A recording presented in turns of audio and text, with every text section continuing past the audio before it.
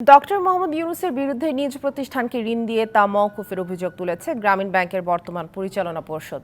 ব্যাংকের এমডি থাকাকালীন ইউনূসের বিরুদ্ধে ক্ষমতার অপব্যবহার করে এই দুর্নীতির অভিযোগ আনা হয়। রবিবার দুর্নীতি দমন কমিশনের চেয়ারম্যান বরাবর অভিযোগ পেশ করেন গ্রামীণ ব্যাংকের উপব্যবস্থাপনা পরিচালক প্রদীপ কুমার সাহার নেতৃত্বে একটি দল।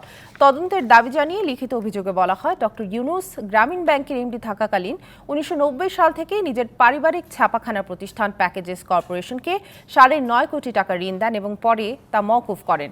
অভিযোগে আরও বলা হয়, নিরীক্ষা ফার্মের দেয়া রিপোর্টেও ইউনূসের বিরুদ্ধে নিজ পরিবারের প্রতিষ্ঠানকে এসব সুবিধা দেওয়ার তথ্য প্রমাণ বেরিয়ে এসেছে।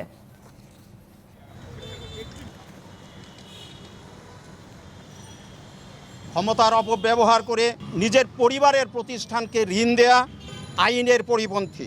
ডক্টর ইউনূসের সারা জীবনের বক্তব্যের চরম বরখেলাপ। এই ব্যাপক অনিয়ম এবং দুর্নীতির যাবতীয় লেনদেনের প্রমাণ আমরা আজ অধিকতর অনুসন্ধানের জন্য দুর্নীতি দমন কমিশনে নিয়ে এসেছি।